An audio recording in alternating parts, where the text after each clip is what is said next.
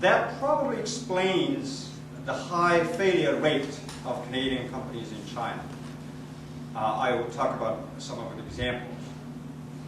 The rest of the bulk part of the presentation, we're going to focus on the 5 issues that are important for investment, for operations, are important for decision makers in head office.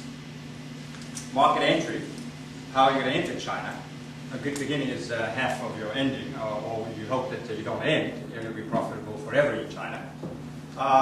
In China, you inevitably deal with the government, and certainly a lot more than you would do in Canada. The rest of the next 3 issues relating to people, top management or your top leadership, typically would be expats. Staffing, I refer to specifically to middle management placement, the challenges, and trade union, how that compares with the union in Canada. Q&A, and more Q&A, more questions. So questions and ask more questions. I think when you are talking about China, you probably don't have definitive answers on a lot of things. Okay. This past Chinese New Year,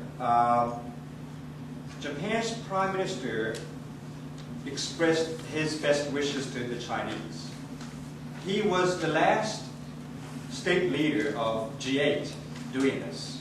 So up to this year, all G8 state heads, including Canada, expressed their best wishes. I cannot think of any other cultural observations that would have that kind of attention. Now, it took China 168 years from losing the Opium War with 8 United Forces looting Beijing to today, all G8 expresses their best wishes. To now, at this point, China is the 3rd largest economy in the world, surpassing Germany. Depending on this year, 2007, depending on which exchange rate they use. If they use the lower rate, which is in favor of RMB, then it will be ahead of Germany for sure. If there's a higher rate, which is not in favor of a higher number in US, then it's probably net to net. Of course, we know that year 2008 is going to be the Beijing Olympics year. It's going to be showtime. It's going to be a fanfare. And the prediction is going to be the 2nd largest economy by the year 2000, either 2011 or 2012. 2012 is the next Olympics in London. And then the wild prediction is that it's going to overtake US to be number 1 anywhere between 2040 to 2050, but that's probably anybody's guess. And it probably doesn't matter by that time. All of us here are retired, so we should probably reap the benefit. These are just some numbers. Fortune 5, Global 500 in 10 years ago, in 1997, it was 3, and today we have 22.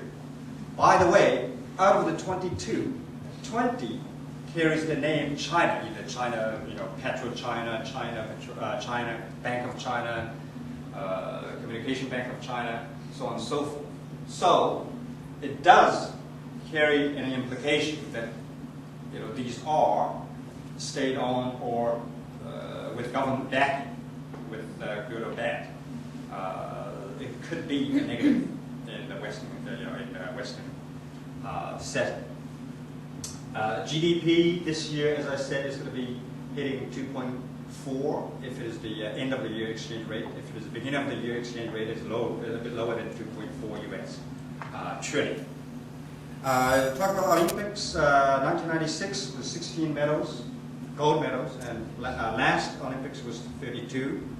exactly doubling that, from number 4 to number 2, and this year they definitely are going for number 1, which is high pressure. I don't know how they're going to perform under such high expectations. It's going to be healthy. They are under huge pressure. As I said earlier, it's going to be not possible to go through in details in 10 years, but I think it's probably interesting to look at, in the last 10 years, what are the major events and how China played in those events. Obviously, in 1997, it is the Asian financial crisis. Now, all G8 finance ministers praised China for keeping the Chinese currency, which is called RMB, not devaluating it.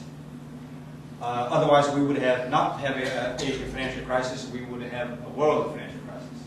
Deng Xiaoping died in February, and China's takeover of Hong Kong. You probably read Fortune's magazine, The Death of Hong Kong, published 2 years before the takeover. So talking about media. Then, of course, year 2000, the turning of the century. In the US particularly, we have the dot bomb or the high-tech meltdown. China did not really have a boom, so it does not have a bust. However, it did keep growing. So internet users right now is 200 million. That is the largest internet country in the world. Cell phones, 500 million users, while some people have 2 or 3 numbers. About 20, depending on the definition, but 20 out of the 90 Chinese companies listed in the US are either internet or e-commerce based. It may surprise you, because typically we would think that India is very high-tech, but China is way up there. And Baidu is the largest, is the most actively traded internet stocks on NASDAQ, and in the world, by the way. I checked the numbers. It's worldwide. Of course, year 2001, then there's 9/11. I think the a major shift is on the U.S. attitude toward China. You may recall that Colin Powell was testifying in the Congress. China was not an enemy. China was not a strategic partner. It was defined by China not being something. After 9/11, then it's a strategic stakeholder. That's a major shift. In fact, China was the first country George W. Bush visited after 9/11. It was in October. That was the Asia Pacific Summit. That was in Shanghai, 2001, October. China's GDP in that year grew by 8.1%, which was impressive considering the slowdown. Then the next year, it was end of year 2002 and 2003, it was the SARS. The Chinese government, I put together a pretty good act managing the crisis. And GDP grew by 10%. Oh, by the way, if you have any questions regarding a particular point, please ask. Interrupt me at any time. But for general questions, we'll leave about 15 to 20 minutes for that. Then this year, or last year, what we had is the credit crunch, the financial tightness. Well, last year was the second year that RMB appreciated, and it's still under constant pressure to appreciate even further. So the world has changed. In the financial crisis, China was praised for not devaluating, and now the West wanted China to aggressively appreciate its currency. Very active stock market in Shanghai and Shenzhen, over 83% appreciation on that year. 130 million stock trading accounts. That easily could be the largest trading country in the world. Largest IPO. PetroChina became the most valuable company in the world because of the stock price going up aggressively. GDP grew by 11.4%. This is also China's 10th anniversary for takeover Hong Kong, and Fortune had a correction in their report on they were bought 12 years ago.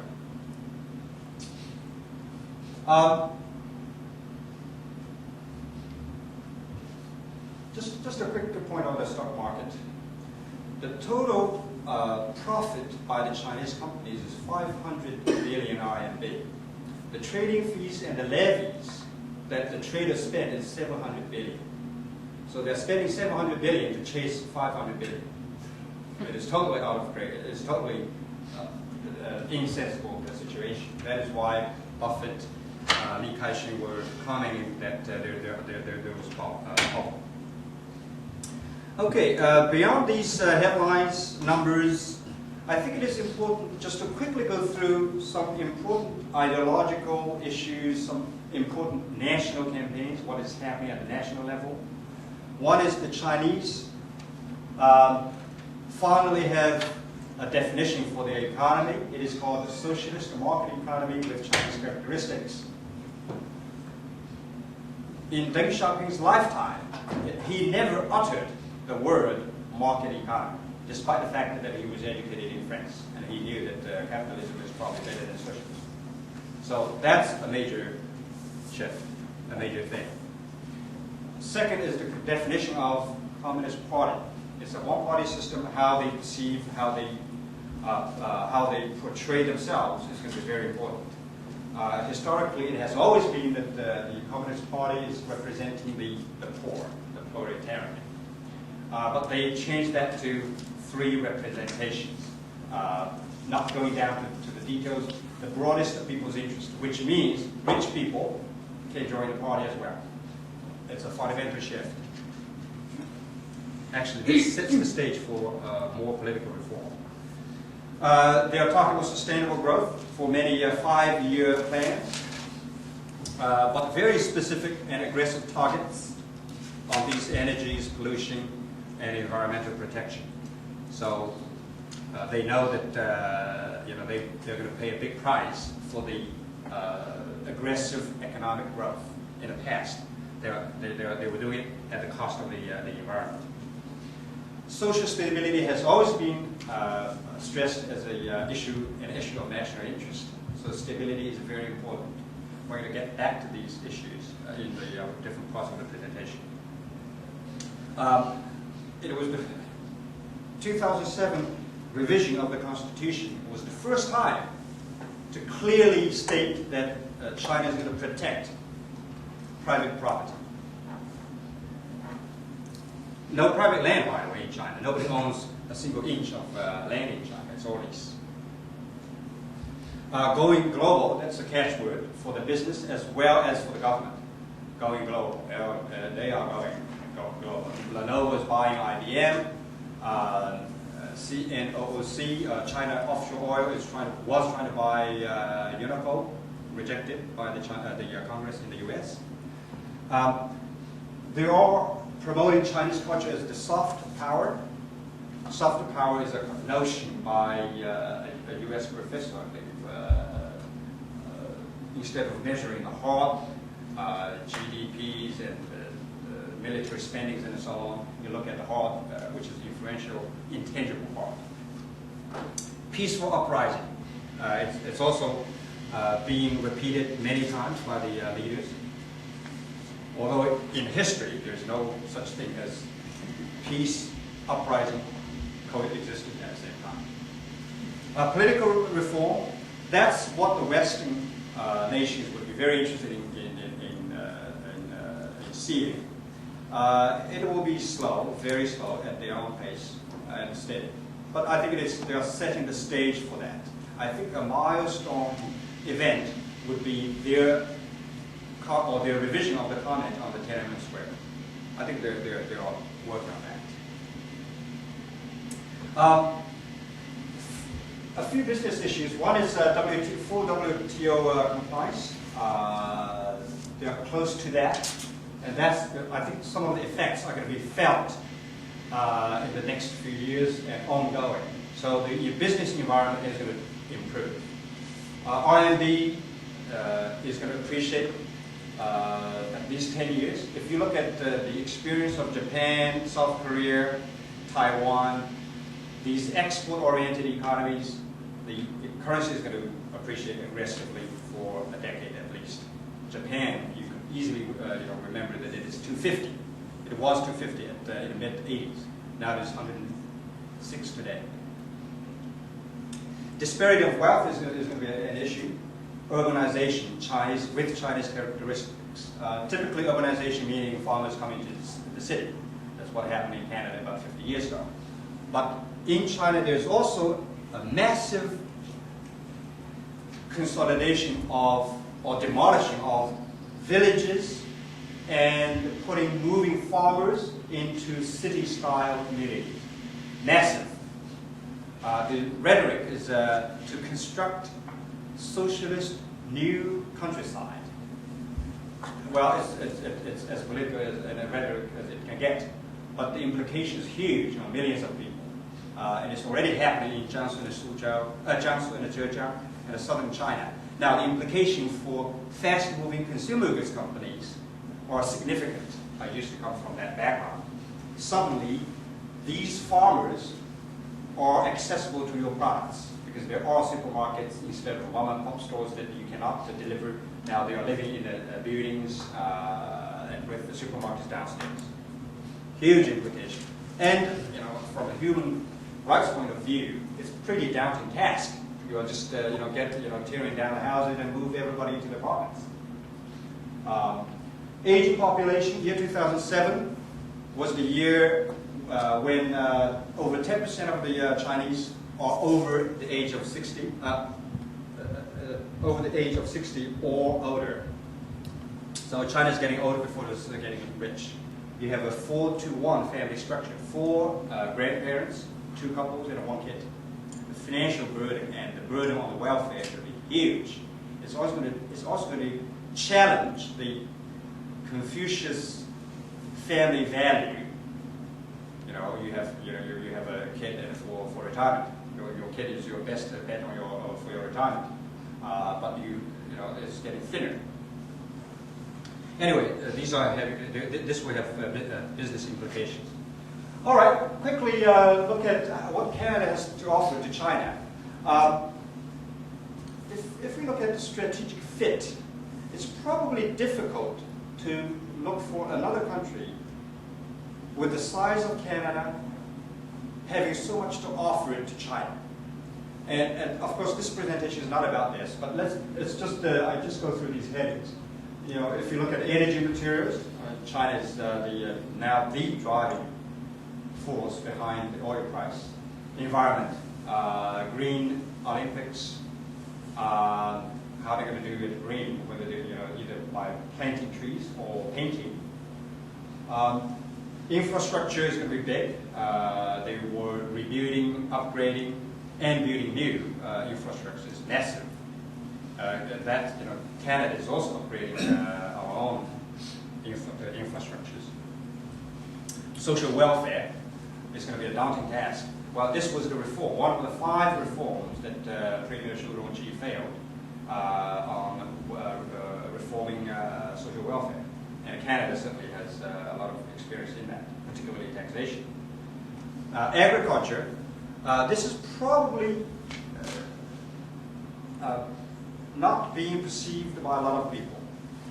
The urbanization that I talked about earlier, why they do that is because they had the agricultural land was shrinking at a very fast pace, and they want to change that.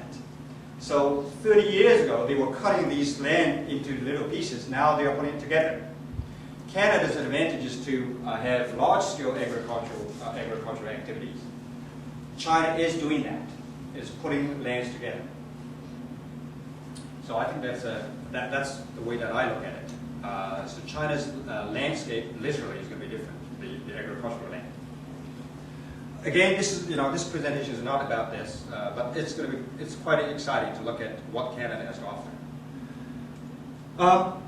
Globalization Index. Again, this is a research by A.T. Kearney. This is on the year 2004, although the study was released to the public in 2006.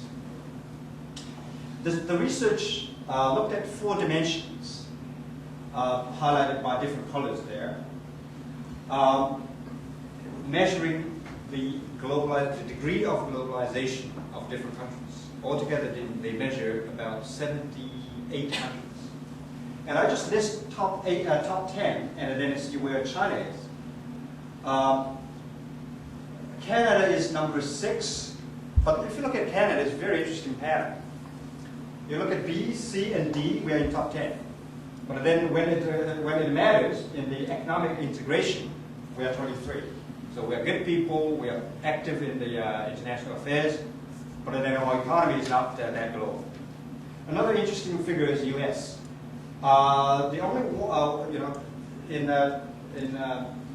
technical connectivity, it is number 1. It's the only one that is in top 10. So it seems the ranking, and they have an overall ranking of 3, it seems the overall ranking is heavily skewed in favor of political, technical connectivity. Or the size of the US company is so huge that the international part doesn't really tilt the scale. It's a lengthy study, but they made it public, about 8 pages made it public. So I couldn't really delve into it. But that doesn't matter. What matters is Canada, we are very active on all other fronts. People get connected. We are connecting with the outside world very much as we connect with each other in the early days. Canada is a vast country. To stay in touch is important. Canadians invented the telephone. Now, China is the other way around. The economy, the economic integration was 28, and it was higher than all of the 3 indexes. The table on your right-hand side is the different measures under each of the 4 dimensions. It's I just want to highlight Canada. D, political participation, international organization, U.S. peacekeeping. We are very good in doing that. We're very active.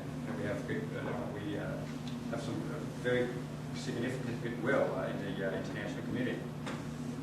Okay, so that's just a result of globalization index.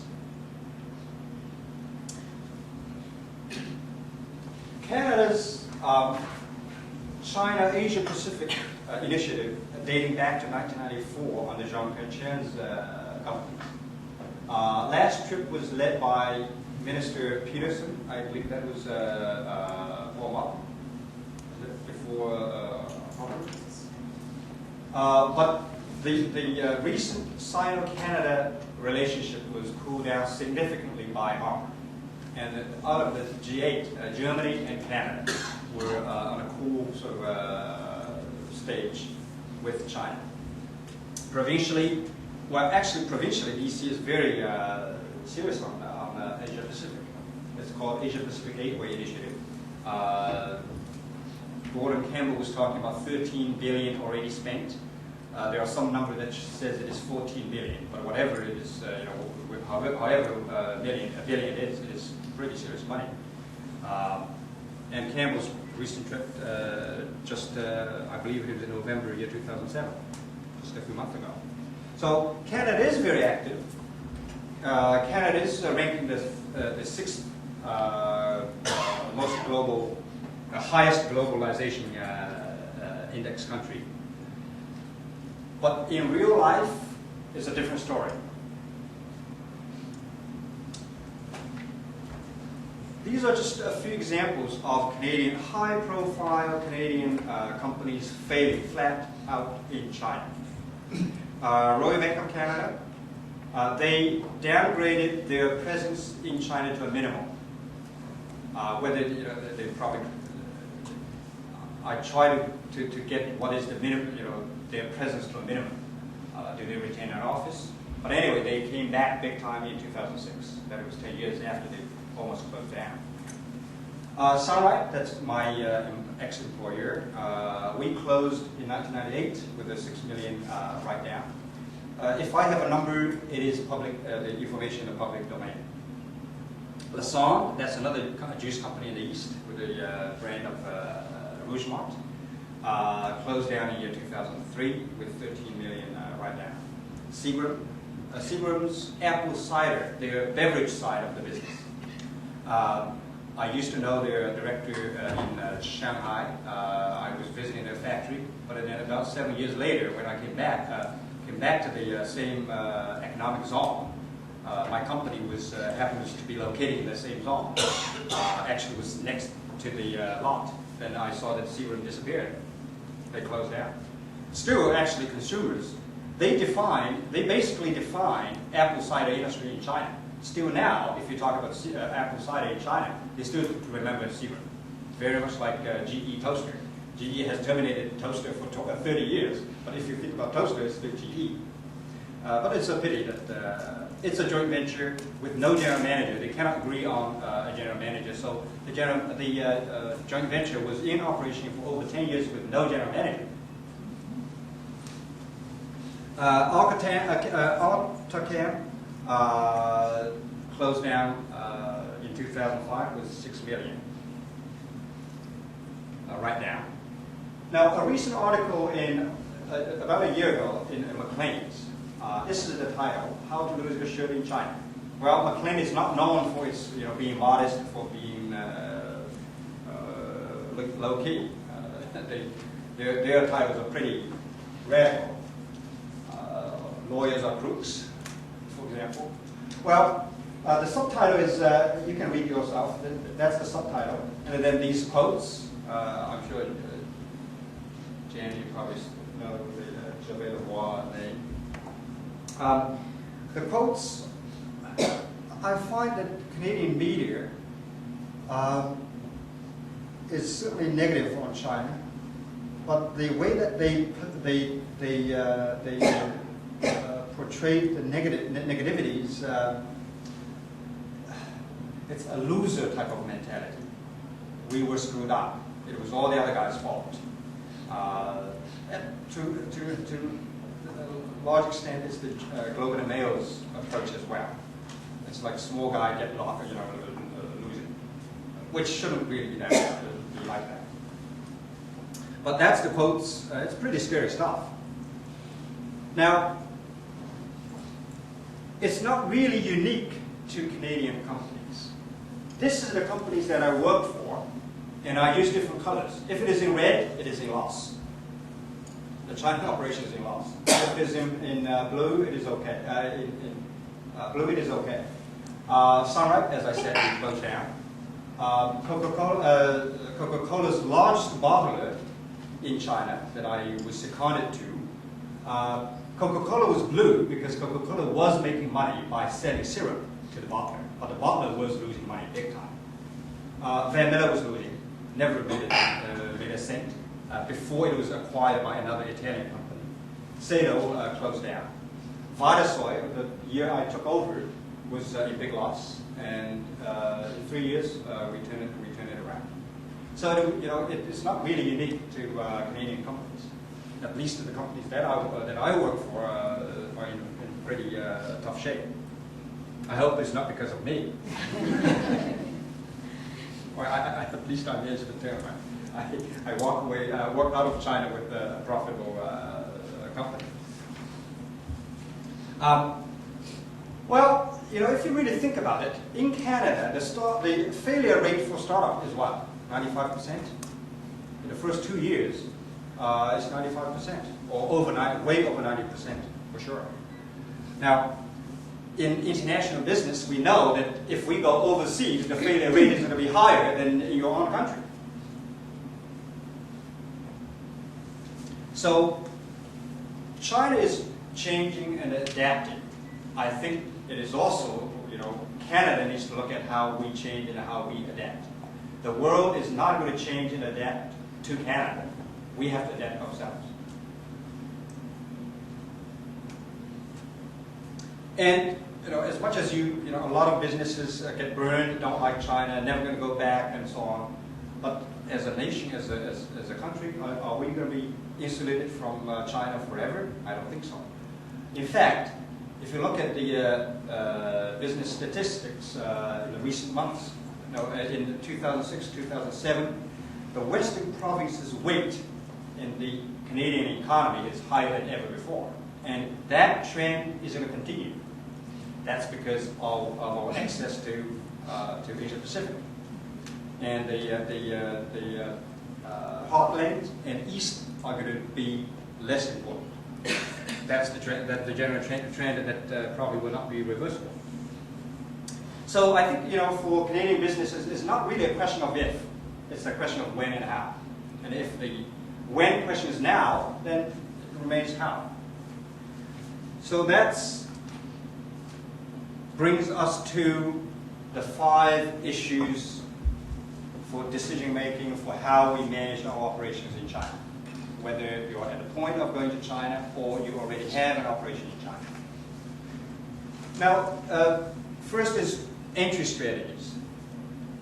A good beginning is a half of ending. This is the textbook version of entry strategies into a country. You can do strictly simple trading, buy and sell, import and export. Licensing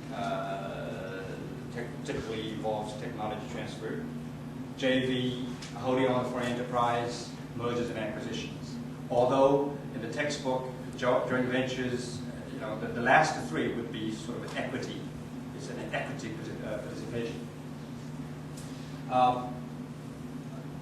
Just a couple of numbers here. To 1997, the total number of foreign invested enterprises is 21,000. So 21,000 foreign invested projects started in China.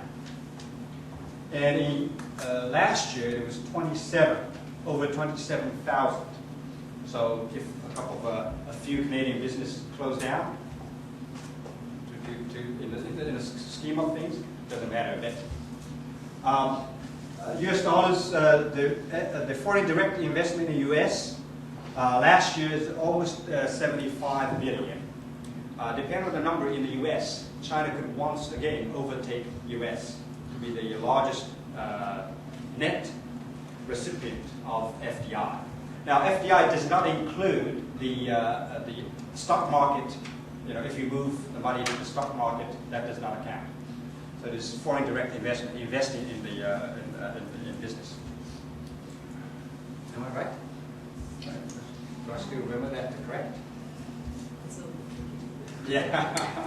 Yeah. But FDI does have its own definition. Stock market, I don't think it counts. If it counts, then US would be way ahead of China. So I think cumulatively is still as large. Cumulatively, okay. Record year for China was 100 billion. That year overtook US. Anyway, US number, I haven't got that yet. Now, if I have, the companies that I work for, the company that I talk to, the company that I research, if there's one lesson that I want to share today, it will be this. A common mistake that a lot of businesses make, not just Canadian businesses, but a lot of investors make is, I call it load, lose, leave. Upfront, committing a lot of capital by committing a piece of land, building a plant, and installing equipment. So after that, you're going to incur millions of dollars, easy. In expensive areas, the land itself is going to be millions of dollars, just a piece of land. And you don't even own the land, you lease the land. So upfront, you have a very high sunk cost. And as the operational managers, I know that if you carry fixed assets, you carry a huge number of depreciation. And that's going to be factored into your price, the price of your product. And you have to price high. Now in China, that's the last place in the world that you want to price your price high, because the competition, the local competition is going to kill you. GE backed out of China for its bulb business because there are over 2,000 light bulb manufacturers that will be selling at any price. So GE just backed out of that business segment altogether. In Jack Welch days, he couldn't believe that in dingy little places they are also producing light bulbs. This leads to no second chance. You know, you've got sunk cost. You have to price your product with high prices. So that's a formula for failure. In fact, if I have one thing that I say, I have the chance to redo the companies that I work for, I probably wouldn't have, you know, any of the fixed assets, the land and equipment. Instead, I would do this. I call it start light, adjust, and learn. I didn't mention there's profit. Well, in China, it's not, doing business in China is not particularly a walk in the people's park. I read many business plans. It could be 3 years recouping your investment, 5 years, 7 years maximum. I never saw it happen. 7 years you're recovering all your investment. At least it didn't happen to all the companies that I work for. The Coca-Cola all bottlers, over 40 bottlers, I didn't see that happening in 7 years. You recover all your investment. I've never seen that. So you do need to project a very long-term or longer-term time frame, but be prepared for losses. If you don't lose, it's probably unless you don't go. So it's not a place for quick money. So I would, by starting light, I mean focus on intangible assets: people, team, distribution, product, and then adjust and accumulate. You know, test the market with your products. You can charge it cheap, you can charge it high, see how it works. Distribute to to different channels, see how it works. Selling to different customers. If you lose a little bit, that's fine. It's a lot better than committing to the plant, to the land, and to the equipment with many millions of dollars. So if you're losing a bit of in a test marketing, that's not big. But the important is then you are really learning. The head office in Canada is learning. Your team in China is learning, and that learning experience is going to carry you a long way further ahead down the road. And of course, we're not going there for the sake of losing. You still need to strive for positive cash flow first, and then for break even. I think once you achieve break even, your confidence level is going to be high. Now, you say, well, this sounds common sense. Why people fall into that load, lose, leave? I'm not trying to be a genius here. It's because China, in 10 years ago, there's no other way other than, the way that you set up a business in China is that you have to commit a piece of land, you have to build a plant. That's how they perceive investment. To them, investment means that you get something physical here in my country. That has relaxed quite a bit to the point of you can do all OEM. I will talk about that later. So I think the constraints, the restrictions on investment has relaxed quite a bit. Another reason why people fall into that load, lose, leave trap is decision makers, big bosses from the US, from Canada, went to China, go to visit, went to the huge state, the economic zones. You look at Fortune 500 companies, you look at buildings and land, you think that's the way to do it, that's the way to go. It has to be that way. That's your thinking mode was almost sucked into thinking that market potential is so huge that however big a plant you build, it's not going to be enough. Well, it's not going to be that easy. Startup is very difficult, particularly startup and not losing big.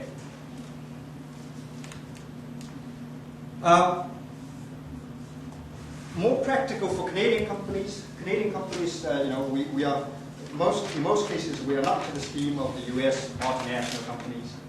I would recommend this. One is I would call it buy before build. Buy meaning actually starting from sourcing from China. If you cannot spend money in China, you're not very likely to make money in China. If you cannot find your suppliers, you're not going to find your buyers. Suppliers is easier to find than your buyer. Walmart, their access into China is very different from the way that they do other countries. They actually started buying. So they have huge procurement offices in China, and they promise that when they up to the point of buying 100 billion US, they will move their world procurement head office to China, which they did. By saying buy, I also mean that you can consider buy into Chinese companies. You know, hosting management meetings is a lot more difficult than attending board meetings. And you can buy into your suppliers, you can buy into your customers. You can actually invest in your competitors. You know, Yahoo and Alibaba, that's how they do it. Yahoo was having a very difficult time, and he merged with its competitor, which is called Alibaba. By the way, Alibaba's IPO was the third or second largest internet IPO in the world. Third party versus in-house. I would recommend that do third party OEM first. Third party meaning you are buying, most likely you are finding a third party contract manufacturer or towing manufacturing. You probably would perform some functions such as buying materials, performing quality control. Design certainly is yours, technology is probably yours. Because there are so much production capacity sitting idle in China. In fact, China's way of dealing with that is made from, that's the Chinese initiative, changing from made in China to created in China. They know that if they are doing OEM, the profit that they can make is limited. Now, if you reach the stage of really starting up an operation, a plant, setting up a company with fixed assets in China, and you are choosing between joint ventures and WOFIs, WOFI meaning wholly owned foreign enterprise, I would recommend WOFI at any time, or not, unless the regulation is such that they have to find a local partner to marry. Otherwise, I would recommend WOFI anytime. I cannot stress this more enough. The employers that I work with, we have it is a mix of joint ventures, wholly owned foreign enterprises. It was always the joint venture that would give me the most trouble. Now, the reason why you need a Chinese partner is probably more of a comfort factor. You want a local guy who understands local conditions. Well, these local knowledge comes with a high cost in different formats, but comes definitely with a high cost. Now, if it is mission critical, you should have it in-house. If dealing with the government is critical, then you should have your people capable of dealing with the government instead of resorting to your partners to deal with it. If it is mission critical. If it is not mission critical, then you don't need a partner in the first place. And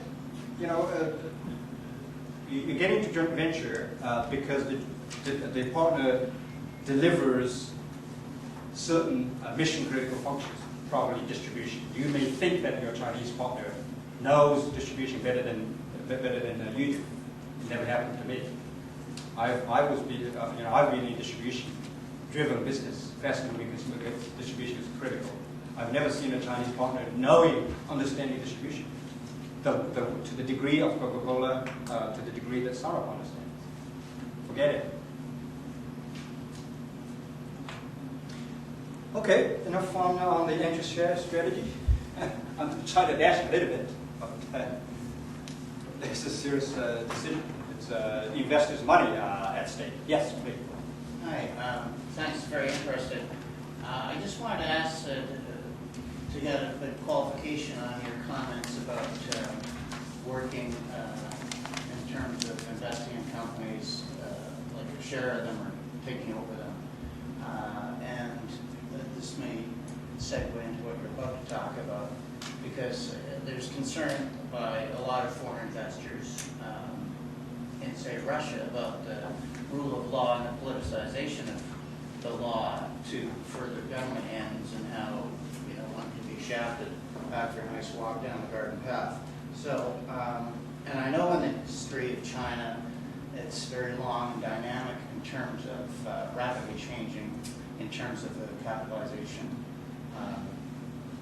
So what is the present situation and the outlook in terms of those kind of situations where a foreign investor, Canadian or whatever, are looking at buying a share in a company, or buying this company outright?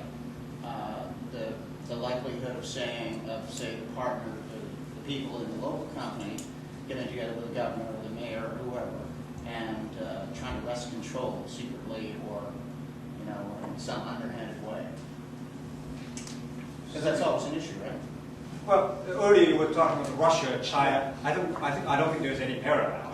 Russia is a very different environment for foreign investors. Right. And you know, the gang controls a significant portion of the economy.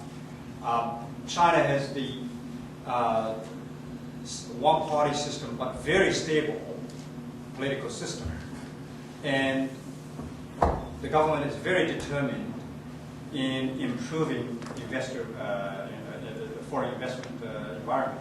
Now, particular to the situation that you were talking about, buy into a company, then you get screwed up. You know, somebody stabbed at your back, and you got left to dry.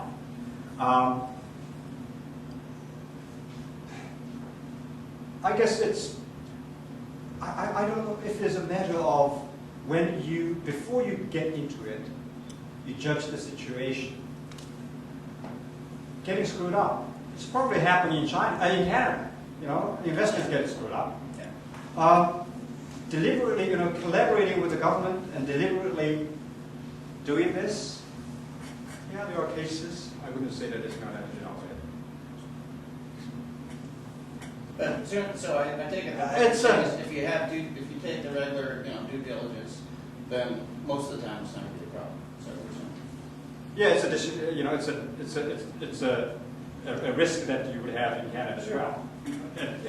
It's a risk of different nature. No, you know, the Canadian government is not going to collaborate with the private sector and screw up the foreign investors. But I mean, it's a matter of judgment. It's a matter of how you put the agreements together. Whether you have, you know, to prevent it happening from the first place, or if it happens, then you have legal recourse. Although that's probably too late in China.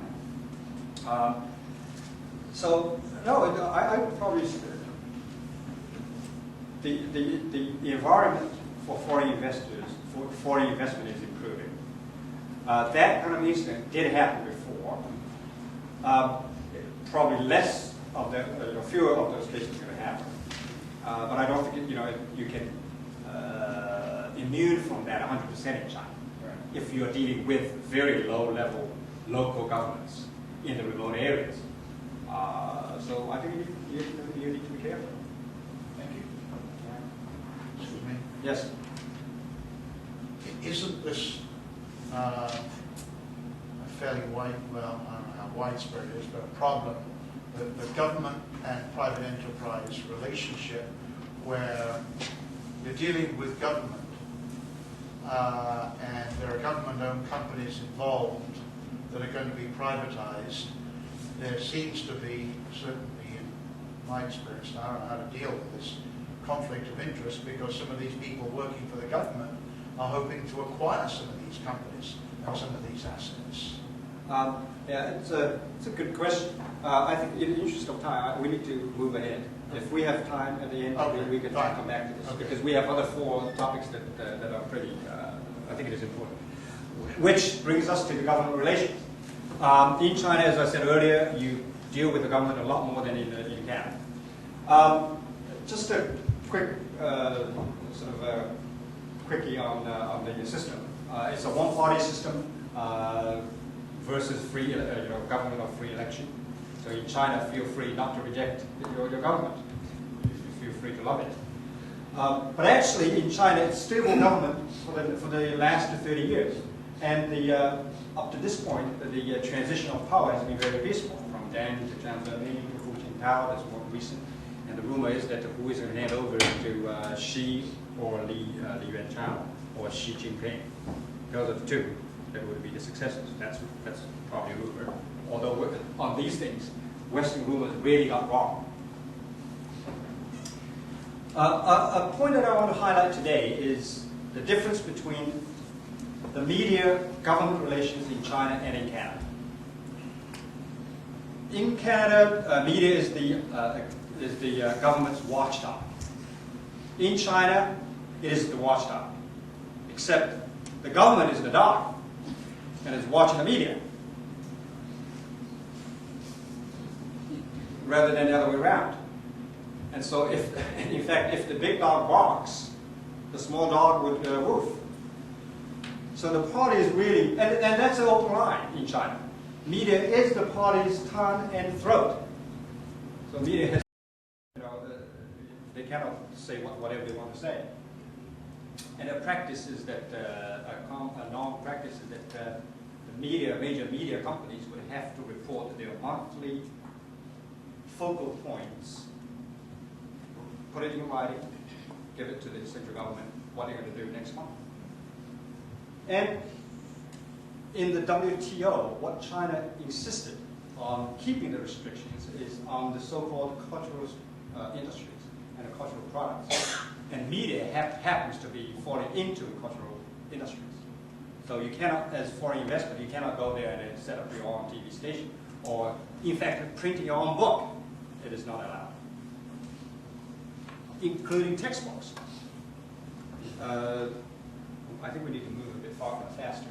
So here the implications are that in China, in Canada, public relations means you are going to manage government relations and media relations parallel. And well, the following is a bit the PR. What I meant is PR equals GR plus MR. MR meaning media relations. In China, it's like this. PR is GR. Then you manage media relations. Let me contrast the two media frenzies on product quality. The first one is Western media, including Canadian media, on China imports. And that's probably recent in your memory. That's 2007 and still ongoing in Japan, in North America and in Europe. Very massive amount of reports on China imported products, such as toys, seafood, pet food, tofu, you name it. Negative on China imports. You very rarely see reports on these multinational companies, how they manage their supply chain. It's their responsibility to check on the products that they buy. And if there's a brand owner and retailers are in North America, they should have the responsibility to check the products, right? Before they sell to consumers, before they sell to the kids. But it's very rarely reported from that point of view. It is all lumped together. It's all lumped under the notion of China imports. Today is not debate on that. I'm trying to talk about the media behavior, media and government relations.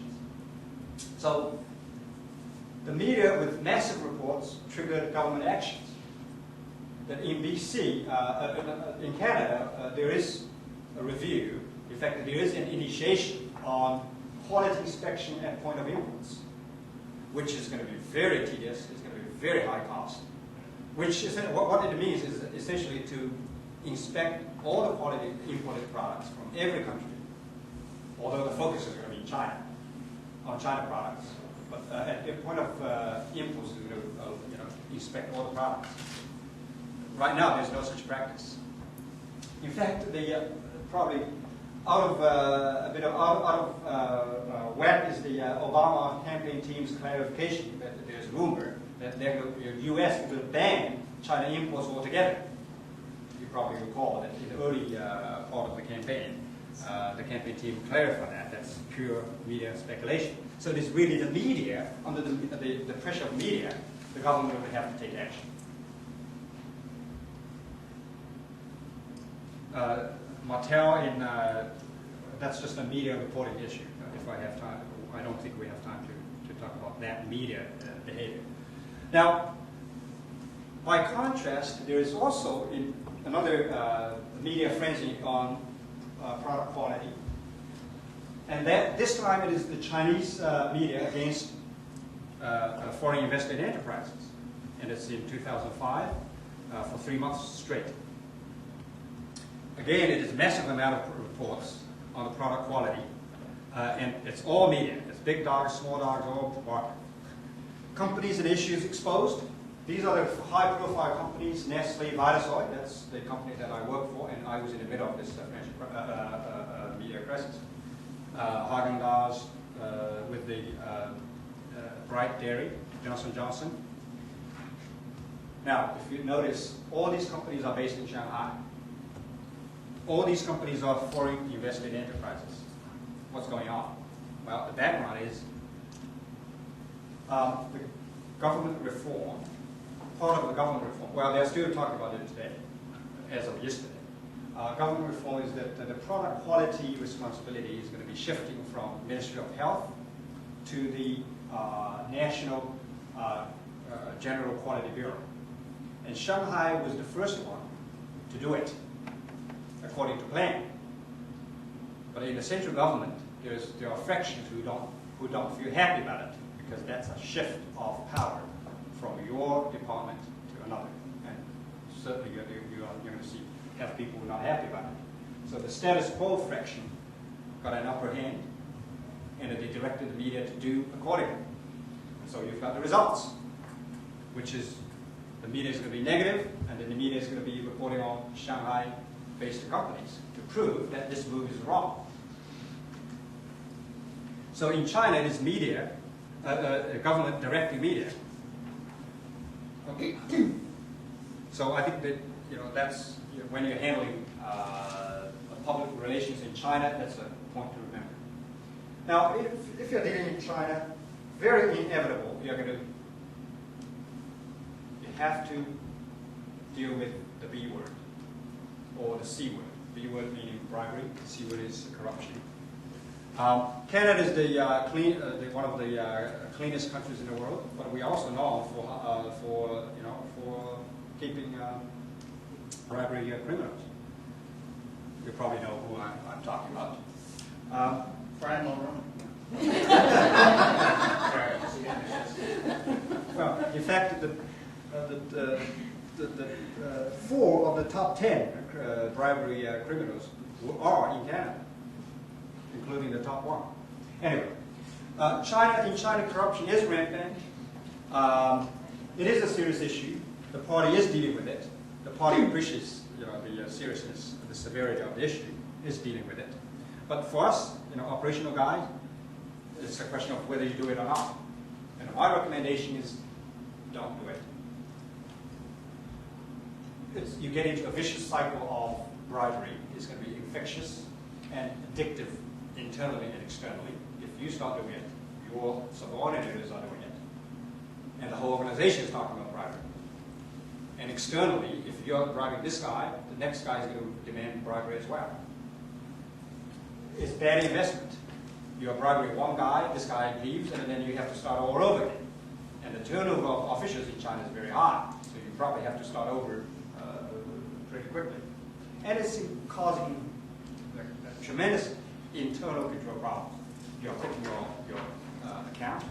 You are taking phony receipts. You're cooking your book. And all this lead to a bad reputation. And reputation is everything. I think everywhere, reputation is everything. Now, however, not everything in China is clear-cut. These are the cases that I either experience or I know of. I just want to we don't have time to go through all of them. We have to leave here at 3:30. Yeah. Okay. in the middle of the immediate crisis, I was approached by the government, and through the phone, calling my mobile phone, and telling me that to come and see him with cash. So how are you going to deal with that? Petty cash at casino.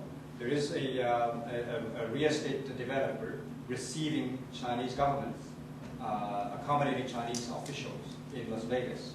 And the guy drew $150,000 US cash, and the government officials have fun at the casino. Are you going to do that? Tour Germany's seminar is there is a German luxury company in the middle of negotiating a joint venture. They have to get the joint venture contract. As part of the, before they signed up the deal, there was a delegation of government officials going to Germany with lavish entertainment, going to France as well, eating in the Michelin 3-star restaurants. I do want to highlight the last one, the hamsters case.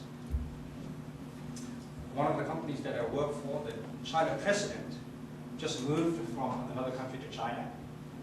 His daughter has 2 hamsters, and it was taken by the Chinese customers. And the daughter wanted the hamsters that day, was screaming, worrying that the hamsters would be hams by the end of the day. So the president approached the enemy and said, hey, look, whatever you do, just get the hamsters out. What you're going to do? So in this case, you are initiating something, to the government officials. Now, how are you going to manage that? I would recommend, or that's my experience, I call it GR in government relations. One is group. Are you doing something to an individual or to a group? If it is a group, it's probably okay. If it is to an individual, I will not do it. Second is receipt. Okay, next topic is expats. Typically represents the top leader. This is the recent findings by a company doing expat research. It's called a GMA, which is U.S. companies around the world. If you're a quick reader, you can quickly read that. Now in China, the more you localize, the more expats you have in China. If you look at the American Chamber of Commerce, the directory, the book of the directory, with most of the members are expats. They're getting thicker and thicker by the year. You probably have to cut into 2 volumes next year. And you look at high-end housing in China, it's in short supply. The key drivers, because the business is growing, the regional head offices, a lot of regional head offices are moving to Shanghai, such as Coca-Cola. Greater China head office moving from Hong Kong to Shanghai. Functional regional centers moving to China. And more wealthy, by the way. If you have wealthy, you have a free hand to appoint your GM at whatever compensation package you like, instead of being objected by the Chinese party. Why you need expats? Leadership. That's very critical. That's important. Corporate control and governance. You have your head office control policies, governance levels that you want to execute in your Chinese subsidiaries. And culture, communication and culture. There are functional expertise that is lacking in China. These are the functional expertise. I list HR, by the way. HR probably is the position that I find the most difficult to place in China. Actually, the top headhunter was giving a seminar saying that in China there are no more than 10 qualified HR managers. I think it's a bit radical. Out of 1.3 billion, no more than 10. That's way radical. But it does highlight that qualified HR people are very rare find in China, and I certainly agree with that. Now, who are they? They're eggs, white outside, yellow inside, or they're bananas, yellow outside, white inside. Returnees, local Germans, teetotalers, and ethnic Chinese. Rows of returning. Well, I just want to give you historically China, including state leaders, having people from returning from overseas. Deng Xiaoping, Zhou Enlai, Chiang Kai-shek, Dr. Sayed Sen, all these guys, Jiang Zemin, Li Peng, these guys all have experience of being educated overseas.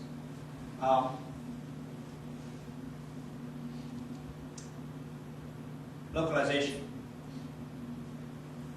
What is happening in China now when you are talking about localization is substituting home country expats with returnees, ethnic Chinese, and high caliber locals. Not for saving costs, but for local knowledge. In my last job, I localized 9 of the 10 expats from Hong Kong. We're not doing it for saving cost. We're doing it for better local knowledge. Because these returnees and these high caliber locals are not cheap. So, and you don't do it for the cost of cost, for the sake of cost. One additional reason for Canadian companies that I have to stress, and this is probably the best that I can put, Canadians tend to place high trust on people. I wouldn't use the term blind trust, but Canadians are nice people. We trust people, and that's our nature. And we probably less resort to check and balance mechanism. It's good, if you get a decent guy, it is great. But you cannot, trust in God, but lock your car. You cannot always assume that all people are trustworthy. So probably you need an expat from home country, meaning Canada, go there, run your business, nurture the next generation and the successors and pass to the successors. That would be my recommendation. Well, there are businesses in Canadian business getting screwed up in China because of over trust. Managing expats, just quickly. Sending over the wrong expat is going to be high cost. It's not just direct cost, it's indirect cost. In fact, Dr. Tan has research showing that the direct cost could be easily $500,000. That was over 10 years ago. Nowadays it could be easily $1 million. Shipping over the family and you get the wrong guy. The indirect cost is going to be causing business failure. In fact, the wrong expats is the #1 cause for business failure overseas. Am I correct? It's not the #1 success factor, but it's the #1 failure factor. So it is important. So my recommendation is to send or hire the most qualified. China is no dumping ground for your bad people. This guy needs to be culturally sensitive and needs to be very diplomatic. This overly aggressive individuals don't function well in Confucius culture. And to retain these guys, if you have a capable expat, you need to retain them. Supportive family, it's very important. Family is the #1 cause for the guy to leave. It's not money, actually. And Canadian companies typically pay expats low. We're not at international standards. So if you find a good guy, this guy performs, pay him well. Pay him or her well. And if it is a home country individual from Canada, originally from your company, you need to, give him an idea of whether he's going to have a career at home when he comes back. Okay, I know that I'm rushing a little bit, but we still have 2 more issues that are very important. One is staffing. The recent AmCham member survey lists staffing in China as the #1 challenge. These members are veteran expats operating in China, in some cases many, many years. A predominant theme out of that survey is #1 challenge in China is staffing, and I cannot agree more. Because you've got 2 highs and 2 lows. I'm referring to the middle management, local middle management. You have high turnover, you have high total cost. Local middle management is not cheap. Well, typically Canadians go and ask, the middle management how much you make. Well, add another 25 to 33% on top of it because of the benefit issues. Actually, this year, starting this year, it's going to be more than the number that I put down. Then you have 2 lows. Low job satisfaction rate, it is in the low teens. The job satisfaction rate in China is in the low teens. And they are young. I don't mean young being bad, but sometimes, you know, being young, inexperienced, greenhorn, sometimes you experience discount. Now, one thing that needs to catch the practitioner's attention is that the only child generation is getting into the workforce. These guys don't know what they want, so they just go by trial and error. If it doesn't work out, these guys go home and they sit home for another 6 months, relying on the parents. It's very common in China. Well, more positive, if these guys, all these local people are properly motivated, they work hard. That's a difference as compared in Canada. I have to say that. Now, because of this high turnover, there are tough issues that you face. Do you train these guys? Do you develop these guys? Because you're doing this for a competitor. You're doing this for this guy's next employer. P&G is cradle for managers, and it's going to be rated. P&G is the first place that you go for marketing people. And for Pepsi-Cola, it's for distribution, you go for Pepsi and Coca-Cola. These guys have high potentialists. You ask the headhunters for that list, and you get them. Now, my recommendation is this is a fast-moving consumer goods industry bias. And that's my background. It may not apply to your industry. Top management would be very hands-on. So building up the middle management team is not somebody else's responsibility. It is my responsibility as the China MD. So I spend a lot of time on that. I spend it hire the best and fire the rest. First 20 months, I fired 21 out of the 25 managers. I know you noticed that the Vitasoy turned around in 3 years. We did something radical. Motivation with the responsibilities. Well, it's easier said than done.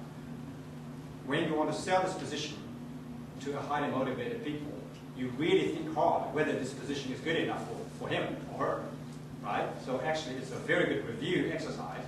Where, this marketing manager, why the hell we need this position? How are we going to sell this position to the high caliber candidates? Perform, pay, promote. These guys want, when they promote, perform, they want to pay today. It's not like career path that's going to be happening 3 years down the road. Some other guys are going to get them anyway. And turn managers into trainers. Whether you train or not, young managers typically love it. I put, as a requirement, all managers have to do a certain hours of training. You can train anything, everything. And I'm the trainer as well. So we turn training into in-house. And actually training, when you are training on a topic, you have to understand what the hell you're talking about, which is a good thing for them. And coach your key managers. You need to be very, coaching, sort of humane type. Okay, lastly is trade unions. I know we are rushing, but we have to be quick to finish this. Trade union, in the Western sense, two key functions: collective bargaining and labor action. Right?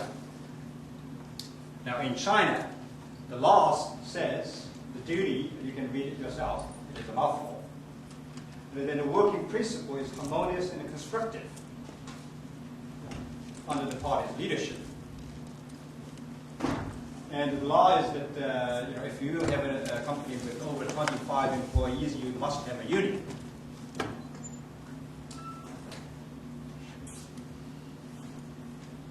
Now, this topic, the reason why I touch on this topic is that typically, if you can, you probably would like to stay away from union or be careful how you manage that. The point that I want to make is that the trade union in China is not the trade union that you understand in the Western sense. You notice this is the party for the flag for the party. There's a hammer and a sickle. And with the more farmers becoming workers, that hammer is going to be bigger. That's the Communist Party. So the Communist Party knows very well that the workers could topple, if these guys are up in their arms, they could very well topple the government. that's not something that they want. You noted earlier that stability is very important for the country. The last thing that they need is workers up in strikes. And definition of socialism. Workers own the factory. How are they going to strike against their own factory? So ideologically, workers on strike it just doesn't work that way. And particularly in state-owned or collectively owned enterprises, they are really striking. They are really striking against themselves. Private businesses in China, you rarely see unions in private companies. In foreign enterprises, I think it is because of the Western thinking, they are carefully sort of delaying it. Now, a very typical case, a very high-profile case is Walmart. Anyway, just to summarize this whole slide, Walmart had huge disputes with the Chinese government, basically for nothing. They were resenting unions, and unions, it blew into the media. But really, they were rejecting it for nothing, because even if you have unions, the unions are not going to be as aggressive and as destructive as the unions do here. With all due respect to the unions here, and still their negative image is still very much in the media, very much in people's mind. Their anti-union attitude. So the point of what I want to make is that they are anti-union here, they are anti-union in China, and they get negative publicity, bad reputation, but they don't really have to do it in China.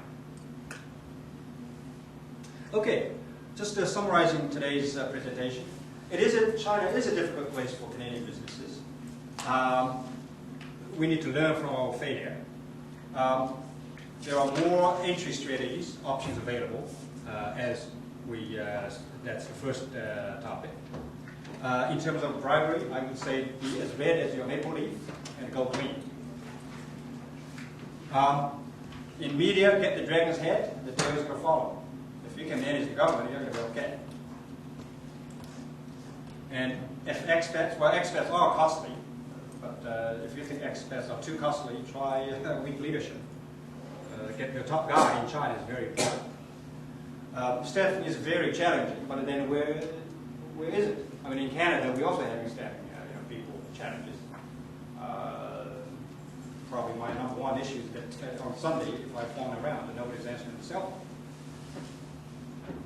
Trade union, it is the danger of taking things at face value. I mean, certain terms in China probably use the same term, but they mean totally different things.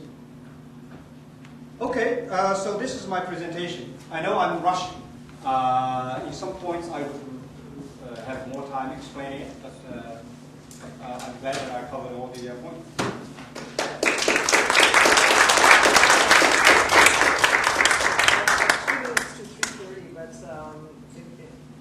Perhaps if we could just have one or two short questions, and then I can bring us to an official close, and then we can track this time. Yes. Yes. Yes, I have a question about your comparison between China, how well China is doing, that it's going to be third in the world.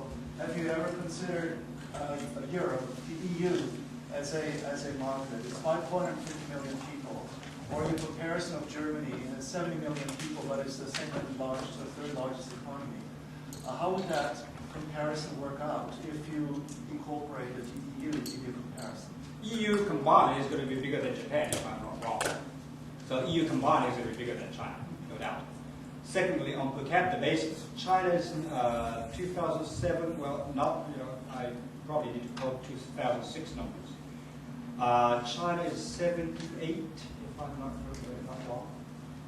So per capita, yes, is very low. I don't know if that's what you mean. Yeah. Excuse me, EU is actually now larger than the US. Right. That's correct. Okay. EU combined is larger than EU combined is larger than the US. using which exchange rate? I don't know. I got this from Dr. Jeffrey Rosensweet at Emory State. Okay. Could very well be. I mean, the exchange rate. But you're dealing with an expanded EU, which is 25 countries. All right. All right.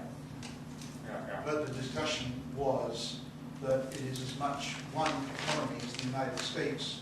And if you're going to look at Europe as separate economies, well, the economy of California is as different from the economy of Michigan as France and Switzerland. So,